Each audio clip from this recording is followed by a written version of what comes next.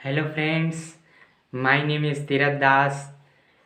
तो दोस्तों, आज मैं आप लोगों को एक छोटी सी एक सुंदर सी स्टोरी बताने वाला हूँ, जिसे मैंने अपने टीचर से सुना है। वो स्टोरी मुझे बहुत ही अच्छा लगा, मुझे बहुत पसंद आया वो स्टोरी, तो सोचा आप लोगों के साथ शेयर कर देता हूँ। तो क्या होता है कि एक 12-13 साल का एक बच्चा होता है, और वो बच्चा गर्मी की छुट्टी में अपने नानी के घर जाने की जिद करता है अपने माता पिता से।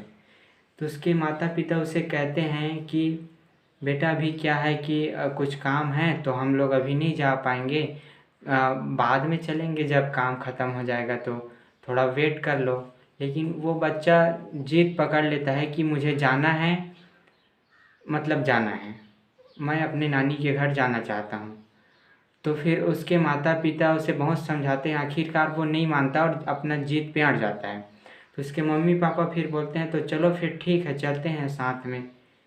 फिर बच्चा क्या बोलता है, नहीं, मुझे आप लोगों के साथ नहीं जाना है, मुझे अकेला ही जाना है, अकेला ही जाना है मुझे। मैं कब तक आप लोगों के साथ जाता रहूँगा, आप लोग के भरोसे में।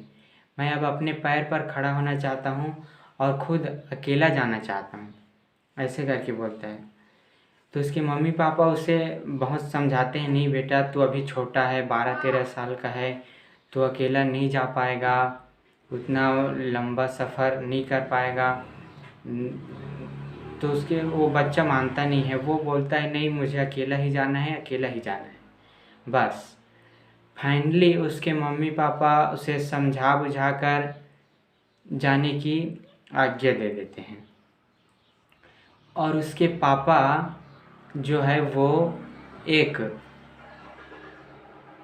एक कागज़ पे लिख कर कुछ देता है, एक कागज़ पे लिख कर इन्वेलप देता है उसे, और बोलता है कि जब भी तुम्हें सफ़र में डर लगे तो तुम ये इन्वेलप खोलकर देख लेना, ऐसे करके बोलता है। तो उसके बच्चा बोलते हैं जी पापा, मैं बिल्कुल देख लूँगा, ऐसे करके। और उसके पापा और माता जो है वो आखिरकार समझा बुझा कर कि भेज देते हैं। रास्ते में कोई दिक्कत आए, कोई कुछ हो तो हमें फ़ोन करना, ऐसे करके। फिर फाइनली वो जाने के लिए रवाना हो जाता है और वो ट्रेन से फिर चला जाता है ट्रेन से। फिर ट्रेन में जब वो अपने सीट पर बैठा होता है तो दो पुरुष वहाँ आते हैं, दो व्यक्ति वहाँ आते हैं, जो थोड़े क्रिमिनल टाइप के, अजीब से डरावने, दाढ़ी मूंछे, इस टाइप के थे वो, डरावने टाइप के। और वो उस बच्चे को घूर रहे होते हैं। फिर बच्चा उन लोग की तरफ देखता है तो थोड़ा सहम जाता है, और अरे ये तो, इन लोग तो मुझे घूर रहे हैं, कहीं कुछ ऐसा ना हो कि गड़बड़ हो जाए। फिर बच्चा डर जाता है, थोड़ा सहम जाता है। फिर उसके पापा ने कहा था कि जब भी सफ़र में डर लगे तो ये मैंने इन्वेलप जो दिया है उसे एक बार खोल कर देख लेना।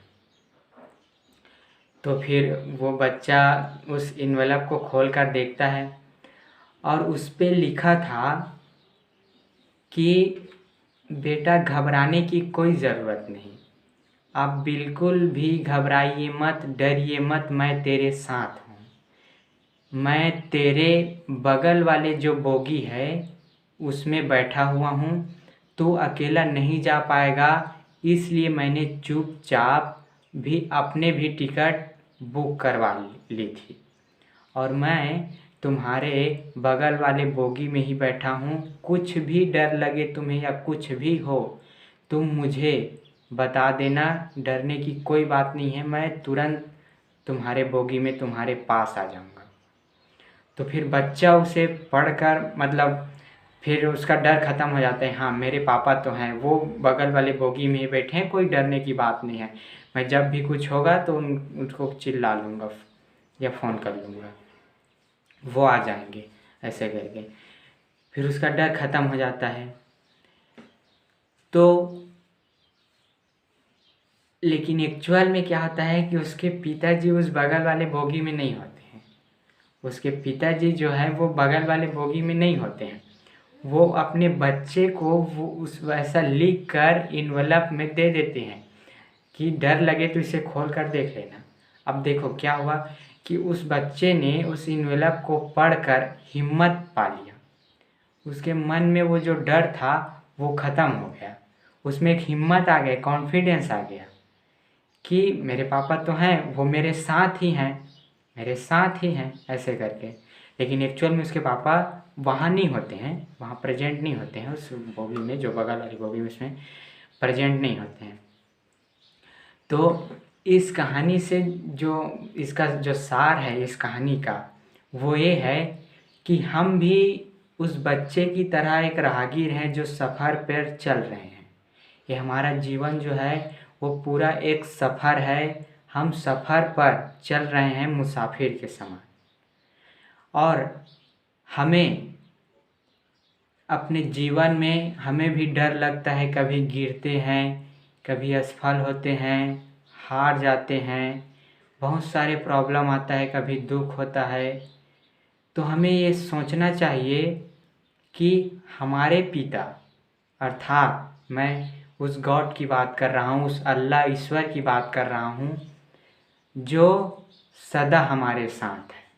हमें ये महसूस करना चाहिए, ये अपने आप को समझाना चाहिए, अपने आप को दिलासा देना चाहिए कि हमारे जो भगवान हैं वो भी सदा हमारे साथ हैं।